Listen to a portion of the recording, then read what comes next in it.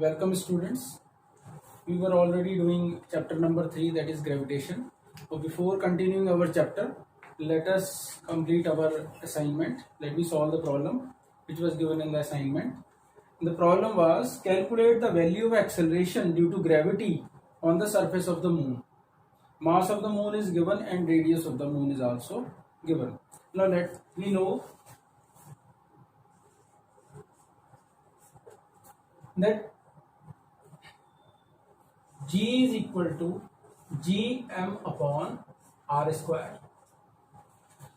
But here we know that gravitational acceleration is of the earth and mass of the earth and radius of the earth. In case of moon, we will write, let us suppose that this Gm be the gravitational acceleration of the moon. So it will become G is universal constant, M mass of the moon, and R radius of the moon. So we will just apply put the values. G is equal to Gm is equal to 6.67 into 10 the power minus 11 Newton meter square per kg square into mass of moon is given 7.4 into 10 the power 22 kg divided by radius of the moon, it is given 1740 kilometer. Now 1740 kilometer is converted into meter. So 1 kilometer is 10 the power 3 meter. So we can write down 1.74 into 10 the power 6 meter. Or simply 1740 is 1.74 into 10 the power 3 kilometer. So this is how it is converted. So 1.74 into 10 the power 6 meter. So we will write 1.74 into 10 the power 6 whole square. So let us solve it.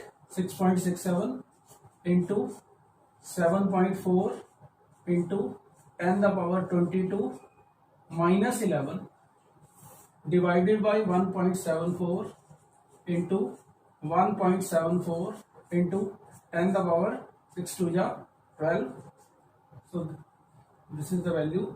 Now we will solve this portion and it comes out to be 16.3 into, it becomes 10 the power 11 and minus 12. So it becomes 16.3 into 10 the power minus 1, which implies that it is equal to 1.63 meter per second square. So this is the gravitational acceleration of the moon. Now if we compare this value with the gravitational acceleration of the earth, then we see that it is 6 times less than that of the earth. That means Gm is equal to 1/6 of the gravitational acceleration of the earth.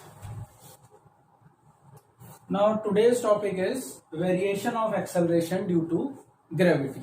Now before going to this topic, we have already studied, let us recapitulate, that G is equal to Gm upon R square.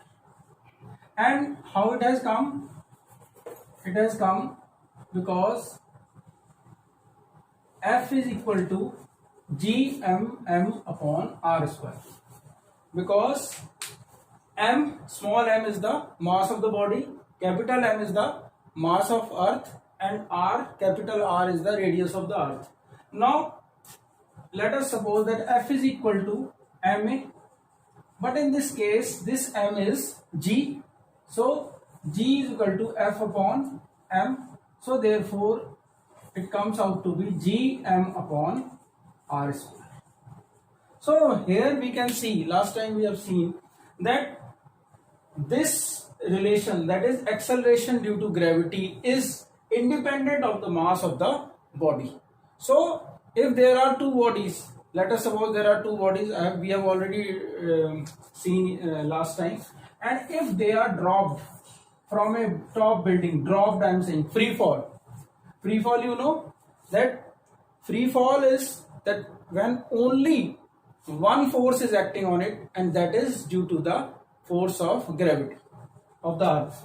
Now if these two, let us suppose this is m kg mass and this be m1 and m2 kg, and they are different, the masses are different, even then they will reach the ground at the same time. Why? Because the acceleration is independent of the mass of the body.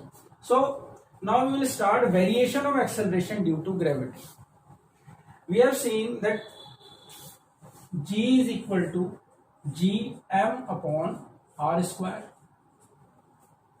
The gravitational constant is 6.67 into 10 the power minus 11 Newton meter square per kg square. The value of capital G remains constant. It is universal constant.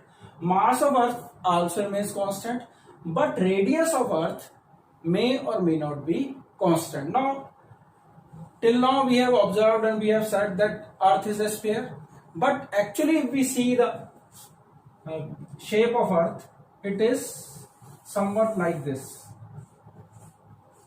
So it is flattened from these are the poles, it is flattened on the poles and it is bulged on the equator. You know this is equator. So it is bulging on the equator and it's flattened on the poles. So let us suppose that this be the center of the earth. From here this be r, p, polar radius, and this be equatorial radius. Then we can see that equatorial radius is larger than the polar radius. That means RE is greater than RP. Now how much quantity it is larger? It is about 22 kilometer. That you must remember, it is 22 kilometer. So if we are considering gravitational pull at first of all let us see, G is inversely proportional to the radius square of the distance, or radius square you can say. Here RE is larger, so gravity will at equator will be less in comparison to this point, that is pole. Because RP is small, so gravitational acceleration here will be larger as compared to that on the equator. So we can say that the gravitational acceleration at the equator is minimum and gravitational acceleration at the poles is maximum. That we have to remember. It is only because due to it is known as oblate spheroid shape of the earth, because it is not perfectly spherical.